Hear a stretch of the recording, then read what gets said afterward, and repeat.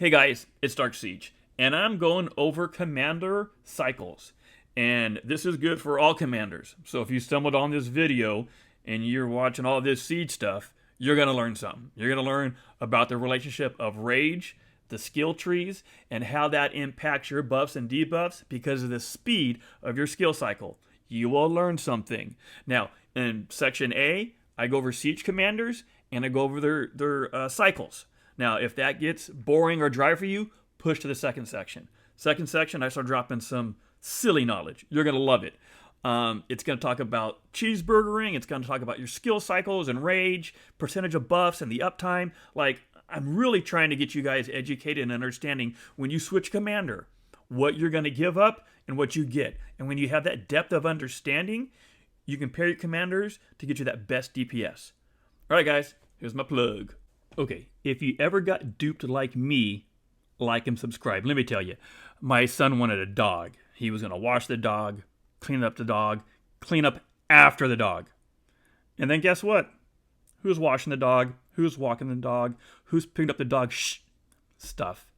If that's happened to you, like and subscribe. Okay, guys, I want to give my disclaimer. And I'm going to tell you how I got the information I got. And I'm sure there's things that are flawed by it.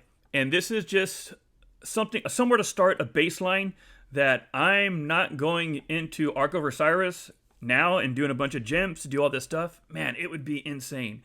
So right now, I'm trying to find the best way I could do it to give you a baseline. This is a guess. It's not exact, a guesstimation, your personal experience. This is mine. Yours may differ. This is just a happy little guide. Again, this is Dark Siege mathematics. You really have no level of my education or my math. So I put crayons there. Yeah, all right. Okay, this is what I did. Every commander went out solo.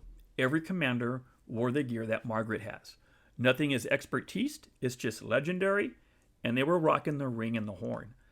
I debated having the horn on, but I figure that most people are rocking the horn, and I know it's random, but I did 100, right, as far as the field, the post cycles.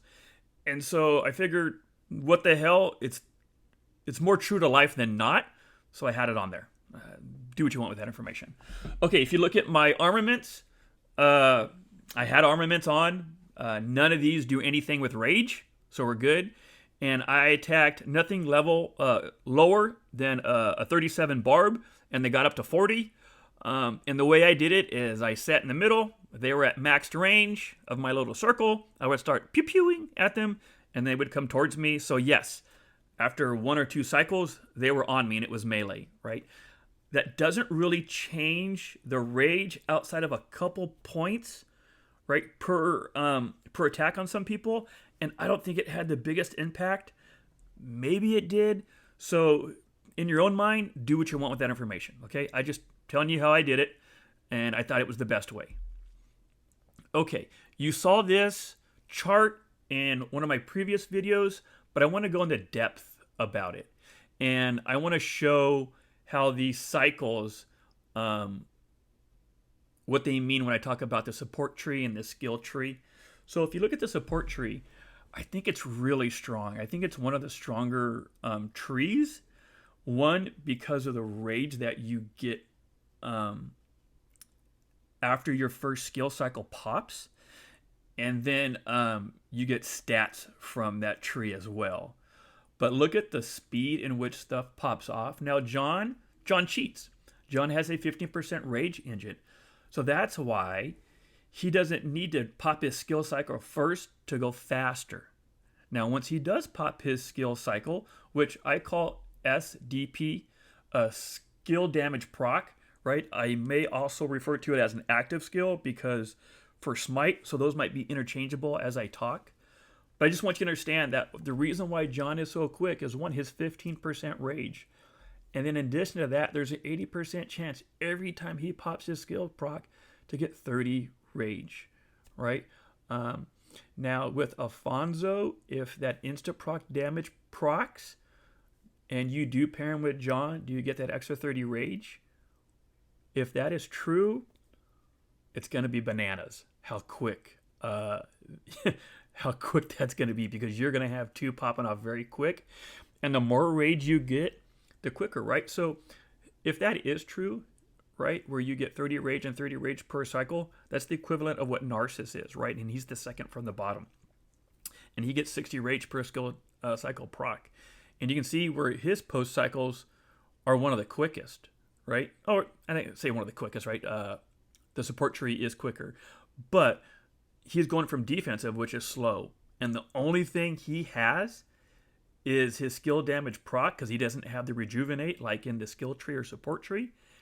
And he bumps, I mean, you're talking almost, what is that, two and change, 2 3/4, like quicker.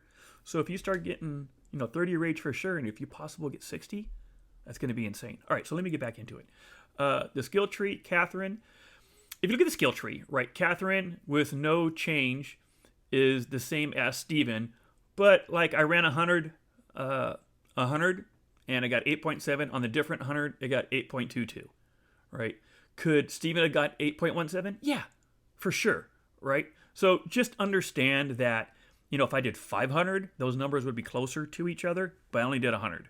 But I think you can, as a smart person, as you are, you'd be like, hey, the skill tree, it's going to be somewhere between, 8.17 and 8.22, right? That's a good range, right? Support tree, it's hard because this homeboy is quick, John is, but then when you look at the others, it's just Margaret right now, and I just copied Alfonso for Margaret. Okay, same with defense. You can start doing some math, like you look at Gajamata, and there's another defense tree somewhere around here, which is Narcissus, but his is quicker because he has the 60 rage per skill damage proc, right?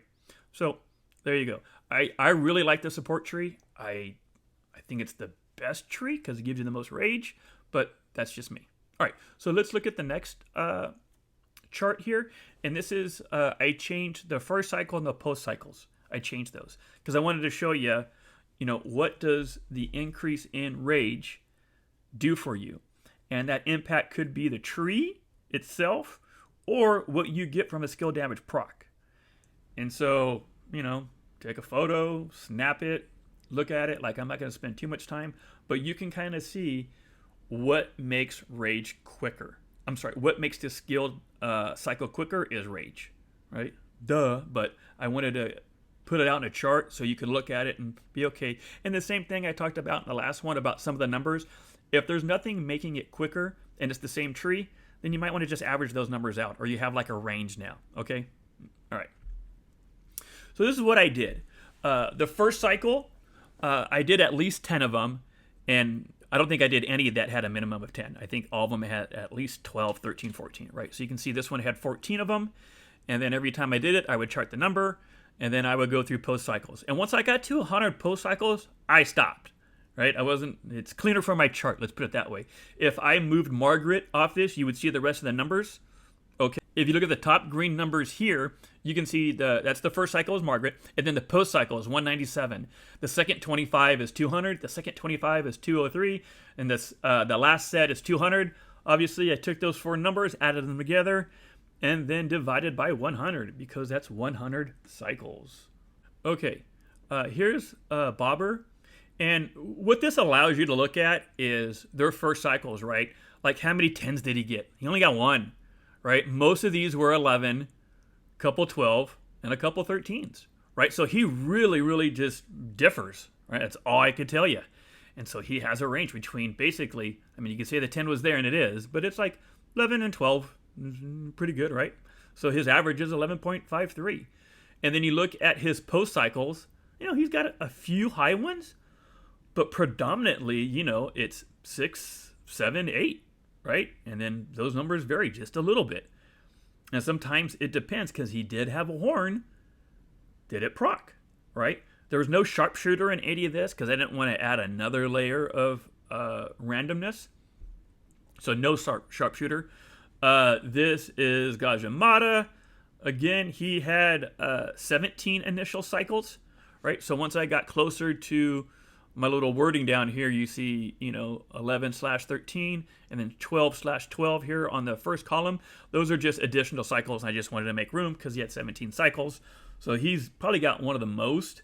And that was because it took so damn long on his first cycles, it took forever. But I got to my 100, and you can see the numbers range here, right? So he's pretty slow. Here we are with Gonzo. His initial cycle, we did 15 of those, and he averaged 11.2, and his post cycles were 9.13, right? That's where he was at. And here's Speedy Gonzalez here, John. You can see I did 12 initial cycles for him on the first one, and that was 9.33. Look at those. He got a couple 10s, 9s, 8s, right? Like, the reason why it's 9.3, there's a lot of 9s there, right? And so it's an average. Some days are better than others. And what that means is, when you look at that, sometimes you're going to beat the cheeseburger, and sometimes you're not. That's what that means, right? Sometimes you're going to beat it, sometimes you're not. So understand that. That's what that means. It doesn't mean it's a 9 every time. Doesn't mean it's going to be, a 10 or an 8. You get the concept. But then, this cat has a lot of 7s. A lot of 7s. So, there you go. We are on Steven, right? 10.1 or 10.61. You do those first cycles. You can see how many 11s you got there, right? That's how you get to 10.6. And then his post cycles is 8.2, right? He has the skill tree. Skill tree gives you rage. Okay? And then I modeled this cat after Margaret. So when you saw Margaret's screen, this is the numbers you're going to get, right? And I don't think they would differ too much based on what we talked about earlier. Same here. I used Steven. Steven was worse, so I used the worst one of the two. I thought about averaging it out, but then it's like more to explain, harder to read, and like, why did that happen? So there you go. Arc, same thing. Use Gajimata. I think I could have done an average with this cat. Decided not to. Same reasons.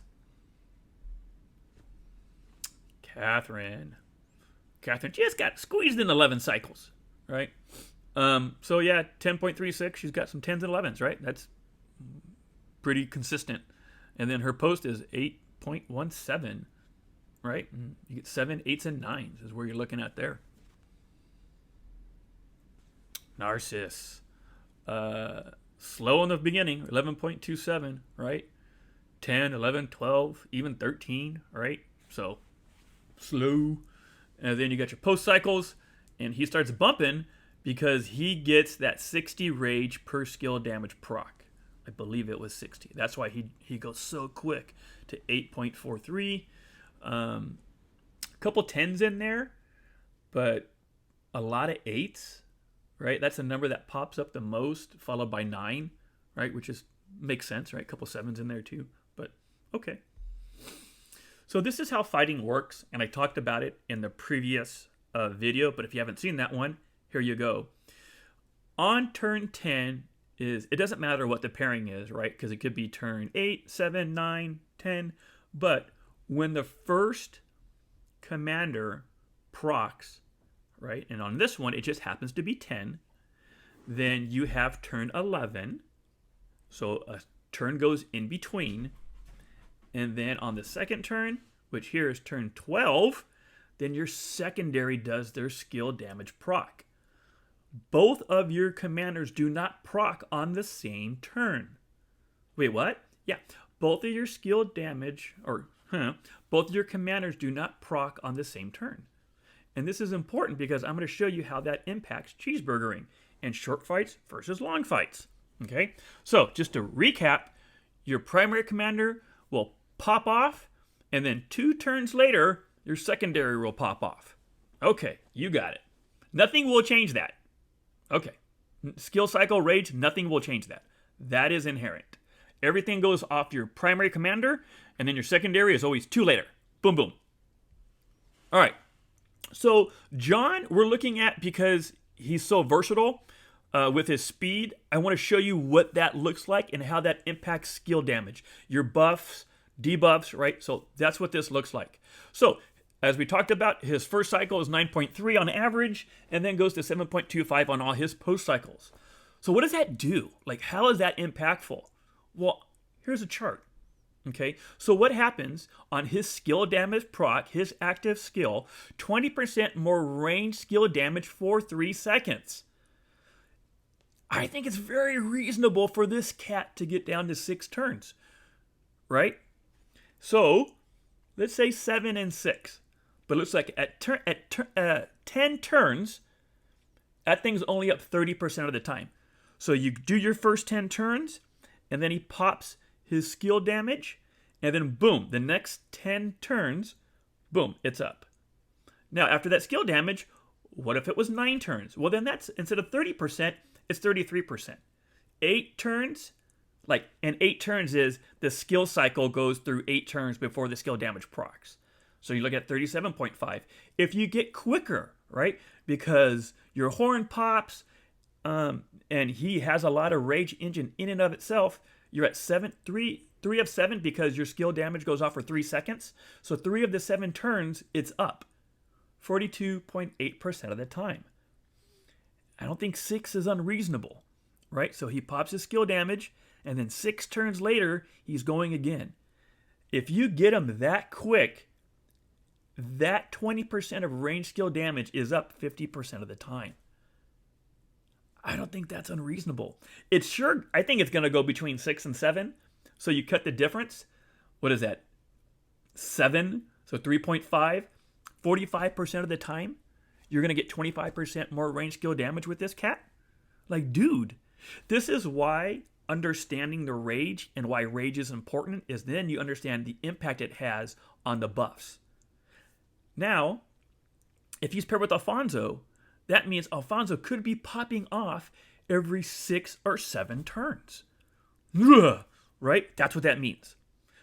Okay, and I'm going to point it out. One commander gives you one thing, and one commander gives you another. Okay, but I'm just talking about John right now. Let's look at the next thing. How does this impact his other skills? Well, basically, for John specifically, his skill damage proc, there's an 80% chance of 400 damage and 30 rage. On average, right, 80% of 400 is 320. So you're going to average an extra 320 per cycle. The faster the cycle, the faster you're going to get 320. And if you're at, 6 revolutions or 6 turns per cycle like we talked about, that's going to be up half of the time. So that number is even going to be higher too, right? It's just something to think about is what I'm telling you.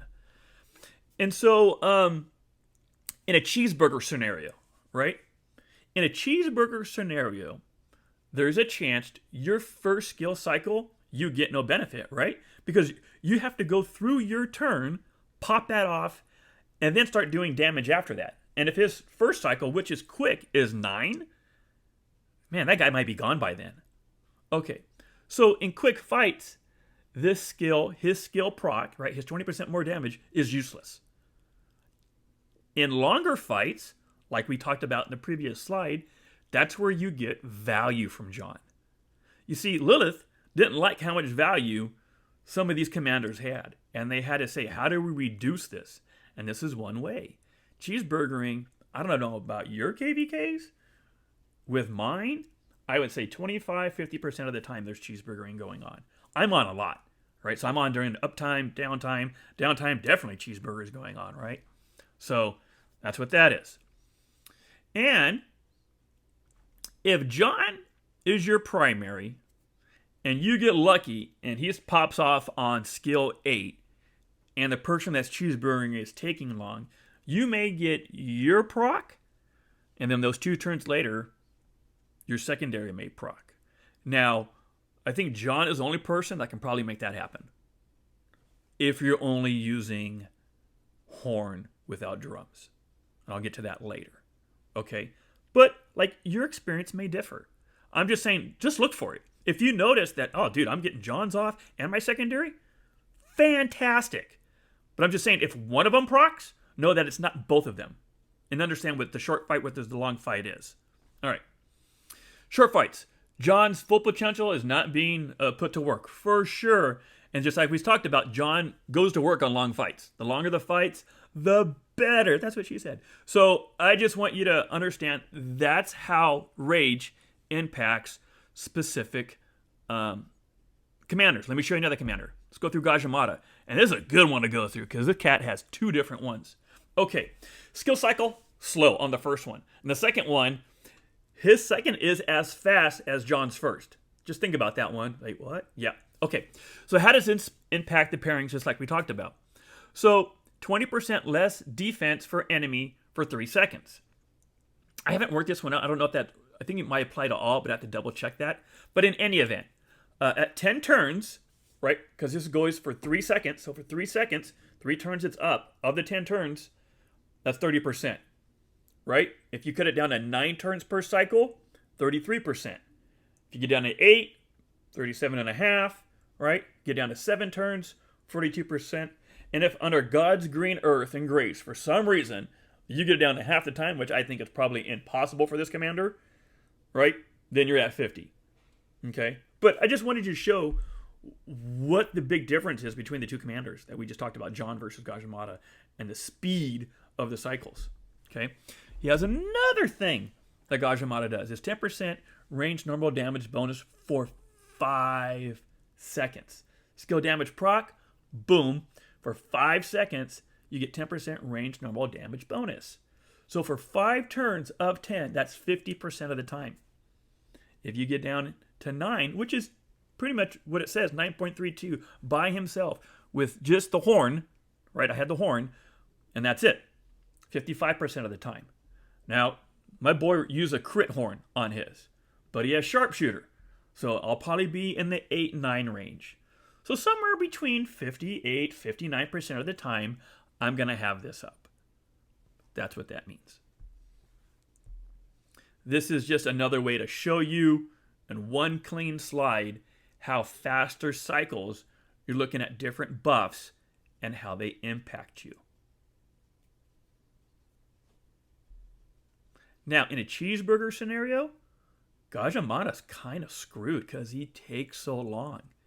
And then once he pops his active skill, his damage is over 5 turns. Do you think that you're going to be around for like 17 turns for somebody who's cheeseburgering? Hell no. So assuming he even gets off his skill, he might get it 1 or 2 turns. Is the secondary going to proc? Man, I don't think so. Again, your experience may vary, but I just want you to start paying attention why your numbers are low on cheeseburger scenarios versus longer fights. And so the thought is, if you put Gonzo first in cheeseburgering situations, you may get his active skill cycle off. If so, it's going to do more damage. First of all, just because the single target damage is way higher. And if there's multiple people, I mean, that number is so much bigger. What do you give up? You give that 10% damage buff. But if it's cheeseburgering, you're not going to get it anyways because he's not going to get it off. Hopefully that made sense. Like why you would put Gonzo first over Gajamata. Some people just like Gonzo first all the time. Or they're giving up that 10% normal damage rage buff for 5 seconds. But, I mean, they're fine with that, right? They just want to have that AoE pop off quicker and more consistently. And in their world, that's worth the 10% buff. Which, if it's constant cheeseburgering, for sure it's way better. So for short fights, his DPF is basically nerfed. No buffs, and you might not even get his active skill off. If you do, it's only like 250 damage. It's almost the equivalent of just like a normal damage, right? A basic white damage, Jesus. But in long fights, his DPS is times 5, man. It goes over 5 turns. He activates both his buff and his debuff. This just shows you the importance of the skill and the active cycles and the difference between a short fight and a long fight. How do you make quicker skill cycles, right? There's 3 ways that I'm aware of right now, unless you know another. But you have a talent tree or skill tree that increases your rage. Okay? Typically, we see it as rejuvenate, but there are a couple that you get from hitting, and you get a couple rage per. Okay? You can use a horn, right? And if it's expertise or crit, it's best because it gives you more, right? 50 is the normal. If you get it crit or expertise, then you start getting 65 rage for 2 turns. And then you use drums, right? And it's expertise or crit is best, right? You get 50 to 65. I believe it's 3 turns, 3 peeps, right? Maybe I'm off. I don't know. But what reduces your skill cycles? What takes away your rage? Where sharpshooter, what does minus 50 rage? And if you get lucky and have something that combats that 50 rage in the skill cycle to make up for that 50 rage, awesome. If not, it's going to take longer. Typically, if you have sharpshooter pop in your first 10 turns, right, your first cycle, whatever that turns out to be, it's probably going to extend it by 1 turn. The only person that kind of can combat that is John, or your ring pops off multiple, your horn pops off multiple times to help you, right? Those kind of things. Then you have your enemy commander skills that suck your rage away, right? They either drain or like Arthur has a one where he takes 100 rage for 2 turns. Like, that's kind of impactful. All right. So I'm going to give you another disclaimer. It's the best of my knowledge. I didn't do this information. It was told to me, but I put a lot of faith into it. Let me show you. Okay, that's my boy Gumbo. Dude, I love this cat. Okay, he's got horn and drums, and he's doing that expedition fighting. And as soon as it goes on, that's attack number 1.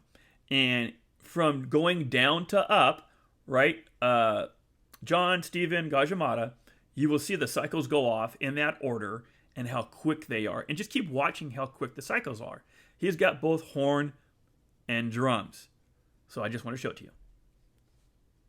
2, 3, 4, 5, 6, boom. And then 7, boom. And then 8, boom. Right? And then now you're getting quicker because all that other buffs are popping in, right? For John, he has a skill tree. For Steven, he has, support tree, then skill tree.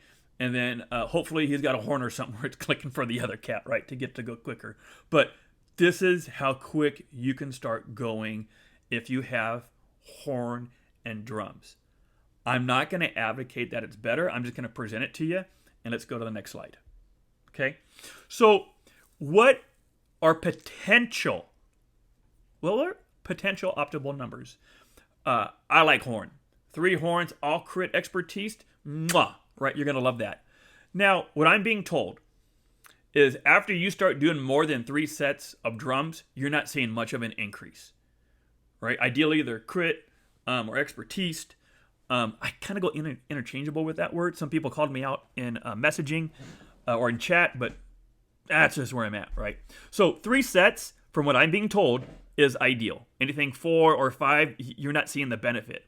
So if that's the case, then if you already have, if you're rocking 5 horns with 3 drums, that leaves 2 more accessories. And I would say either emulating plume or ring. Which one is better? I'm going to do a video on that, but I'll give you the quick 2-second version. Unless you're going to start awakening them past 3, they're the same. One is like slightly better than the other, but not to be like, oh my gosh, I already have ring and horn when I started. Because I used them on my other marches, right? Because I was doing the traditional field marches. But then I transitioned. I did a transition. And then when I did that, hopefully you guys caught that, was funny. I started then making more horns because I saw the value for siege on how quick you need to get those cycles off. Okay? So, just to reiterate, between these 4 items, horn, number 1. And then if you want to start dabbling in drums, cool. If you already have rings, because right now, I'll tell you what I rock. I have 5 horns right now, but I'm only going to run 4 marches. So I just wanted to get that crit, and it was worth it to me, and it was quicker that way. And then I have 3 rings, right? And so I already had that. That leaves 1 extra, and I use the Lane's Amulet. I have that rocked. Once I have already the mats for my 2nd or my 4th gear for my legendary, then I'm going to make 1 drum, and then that will be my 4 sets. And then when I get to my 5th, and eventually I'll use the Lane's Amulet, but eventually if I get there where I have enough, then I'll make my 2nd drums, right? And then eventually I'd like to change one of the rings out. Instead of 3 rings, go to 2 rings, and then use the 3 drums. And then one day, if we get super silly and we have all kinds of extra mats, and everything's already being crazy, then I'll dip into emulating plume. Emulating plume is very powerful once you get to like Awaken 4 or 5. I forget what it is. I'm going to do a video on that. And it's crazy good at that point. I mean, crazy good. Yeah, I'm going to do a video, but I just want to give you that heads up. Okay, range rocks. I wanted to go over the skill cycles, the impacts on DPFs, buffs, debuffs, how they achieve quicker cycles. I wanted to talk Bringer of Light. He hit me up the other day in chat. He's starting a new YouTube channel, and I said I'd give him a little shout out. So my 5 listeners, go check him out. You know, at the end of this, if you got this far, type in End Siege Hate, and that's why I know you got to the very end. All right, guys, range rocks. I really appreciate if you got this far. Honestly, if something like this is like, feel like I'm talking down to you, or like, why are you doing this? Please tell me. If you thought it was helpful, please tell me. All right, range rocks. See you guys. Bye.